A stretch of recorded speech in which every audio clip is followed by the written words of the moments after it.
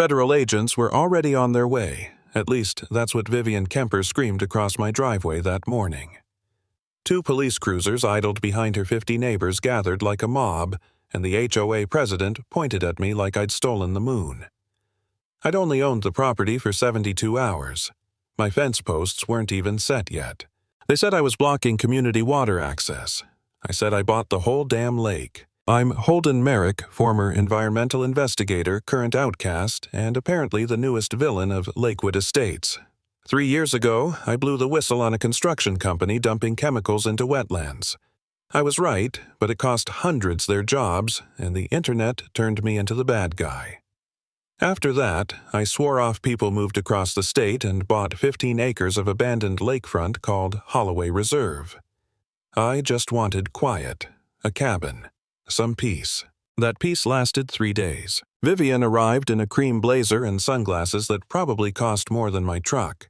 She called herself the HOA president, said the lake was shared community property, and handed me a brochure listing rules about dock permits, lawn height, and water usage. I told her she had the wrong parcel. My land wasn't part of her HOA. Her smile froze. "You can't fence off the lake," she said.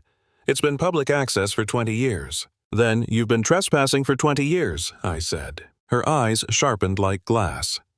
"I hope you can afford lawyers." Then she spun on her heels and left. The next morning she brought the police. I remember Officer Beckett walking across my gravel face, caught between duty and embarrassment. He'd met me once already when I stopped by the station to ask about zoning. He glanced at my paperwork deed survey map, title insurance, and finally nodded. "Everything checks out, Mr. Merrick. You're the legal owner." The crowd murmured restless. Vivian changed tactics immediately. "He's blocking public access. He's stealing community resources." I showed her the assessor's satellite overlay. "There's no easement, no right-of-way. This is private property." Someone shouted, "He's taking our lake," and phones started filming again. That red recording light, it always gets to me. I'd seen it destroy reputations before, including my own. But this time I wasn't scared. This time I had documentation. Later that night, I sat in my half-built cabin flipping through old county records.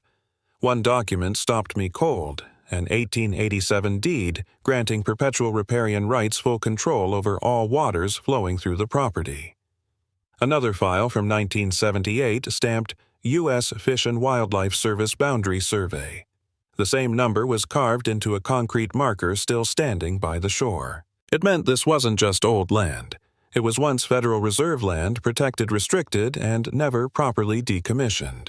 And if that marker was still active, every dock, every boat ramp, every community project was a federal crime. The next day, I called the Fish and Wildlife Regional Office. Agent Salazar answered. When I gave him the coordinates, he paused. Lake Holloway. Those markers were never retired. Technically still under federal jurisdiction. Why? Because a homeowners association built on it, I said. He exhaled slowly.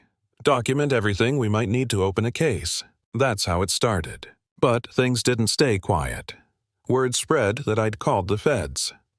HOA meetings turned into rallies. People shouted from their yards when I drove by. Someone hung a sign at the subdivision gate. Keep our lake public. Part of me wanted to let it go. Build my fence, stay silent, avoid another war. I was tired. I'd already lost once for telling the truth. Maybe this time I should just live and let lie. But then I met Fletcher Rohr. Fletcher was a retired surveyor, white hair, voice like gravel. He'd helped install those boundary markers back in 1978. When I told him Vivian was claiming ownership, he laughed bitterly. That woman's been running that HOA like a fiefdom for years. You think she cares about community? She's making money off that lake. He showed me records, corporate filings, photos, permits that didn't exist. Vivian owned Lakeview Tours, LLC, a private company that rented boats and ran sunset cruises, from the same dock funded by HOA fees. She wasn't protecting the lake, she was milking it. I spent nights building a case, bank statements, GPS data photos of the hidden pipeline Fletcher hinted at. A 2-mile stretch of PVC tubing running under trees pulling water from the lake to irrigate a luxury resort owned by another company under her name. It wasn't just corruption.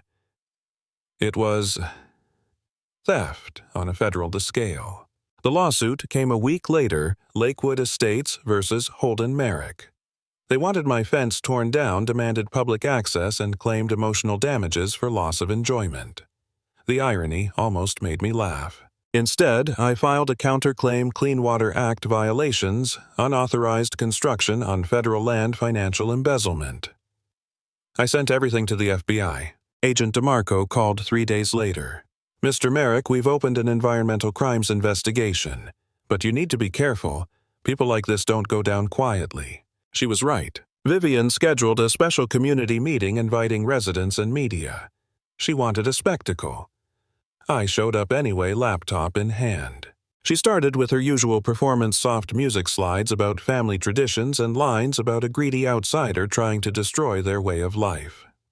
The crowd applauded. When she finally asked if anyone wanted to respond, I walked up and projected my first slide an image of that concrete marker stamped USFWS 1978. "This," I said, "is federal property." Next slide, the pipeline 6-inch diameter stretching to her resort. "Illegal water diversion across 3 parcels," I continued. "No easements, no permits." Then the bank statements, tens of thousands withdrawn from HOA accounts to her company, Lakeview Management Services. The applause stopped. Iris, a woman near the back, stood up. I was the treasurer. "That's true." She fired me when I asked questions. The room exploded. Voices shouting, people standing demanding answers. Vivian slammed the table. "This is slander." But the more she yelled, the guiltier she looked. I walked out as chaos erupted behind me. Officer Beckett met me at the door. "You should leave before it gets ugly." Too late for that, I thought. It was already ugly, just not for me anymore. Over the next few days, former board members started calling. They'd all been bullied, sued, or threatened by Vivian. They had emails, minutes, records she'd rewritten to give herself total control. We built a coalition. 6 witnesses, 200 pages of documentation and drone footage proving every crime. Then the retaliation began. One morning I found the word liar spray-painted across my cabin door in dripping red letters. By nightfall, a website appeared. justiceforvivian.com. It called me a con artist, published my photo address and number. My phone buzzed nonstop.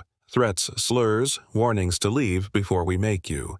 And then came the night of the attack. Around 11:30 p.m., headlights flooded through the trees. 3 vehicles parked 50 yards out. Engines idling high beams aimed at my cabin. 8 figures stepped out, faces covered, carrying tools. I called 911 immediately. They're on my property armed with crowbars. The dispatcher said units were 12 minutes away. The first swing of the sledgehammer shook the walls. Another hit splintered the doorframe. Someone shouted, "He's ruining our community. Teach him a lesson."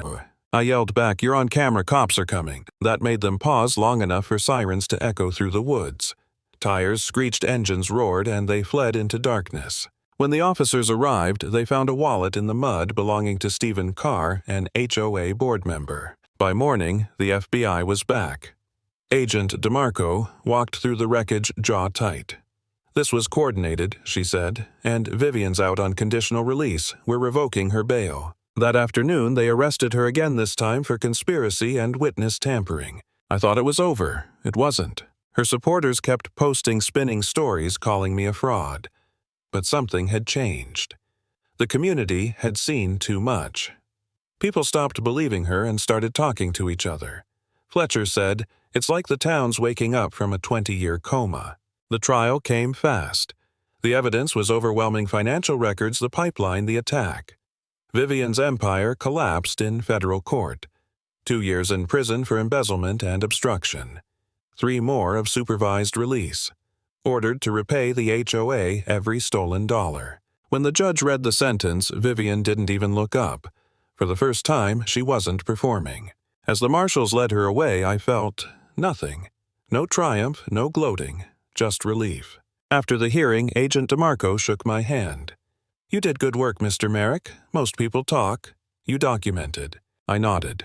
That's all I ever wanted to do. Later, standing by the shoreline, I looked at the federal marker again, weathered concrete half buried in cattails. Someone had cleaned it, planted wildflowers around it, and added a small plaque. Boundary marker, number 47. Installed 1978. Protected 2025. I ran my hand over the letters. It had stood there for nearly 50 years, silent and unyielding, waiting for someone to notice what it meant. Maybe that's what justice really is. Not loud, not glamorous. Just something solid carved in concrete waiting for someone brave or stubborn enough to see it.